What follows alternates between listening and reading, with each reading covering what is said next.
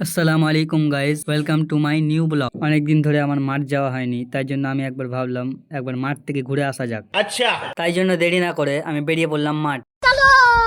তো গাইস, যেতে যেতে দেখি আমাদের বাড়ির বিল্লিটা ড্রেনের ধারে বসে আছে, ভিক্ষা চাইছে। मैं गाली नहीं दे सकता। তো ফাইনালি গাইস আমি পৌঁছে গেলাম মাঠ।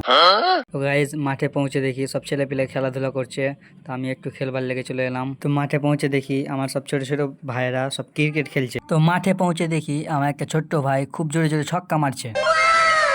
তো গাইস তোমাদেরকে বলার দেখা হয়নি, তো বলারটা দেখেন আমাদের এটা হচ্ছে বলার। তো গাইস বলারের নাম হচ্ছে কাল্লু বলার। তো কাল্লু বলার কিন্তু প্রত্যেকটা বলে মার খেয়েছে, আবার চার। তো গাইস বলার কিন্তু নিজে মনে আবার ফিল্ডিং করতে যাচ্ছে। বলার একটা আপনাদেরকে কথা বলতে চাই। আচ্ছা, তো গাইস আমার একটা ছোট্ট ফলোয়ার আমাকে একটা কি কথা বলবে, তো কথাটা ভাবলাম তোমাদের সঙ্গে শেয়ার করি, তো চলো শুনে আসি। আমি তোমার ভাই ভিডিও দেখি আমার অনেক ভালো লাগে, তোমাকে ফলো রেখে করেছি। যদি তুমি ফেমাস হও তাহলে আমাদের মনটা খুশি হবে। তো গাইজ কথাটা শুনে আমাকে এতটা ভালো লেগেছে, মানে বলে বোঝাতে পারবো না। তো গাইজ আজকের জন্য এতটাই, এখান থেকে আমার মিনি ব্লগটা শেষ করলাম। ভালো লাগলে লাইক করবেন।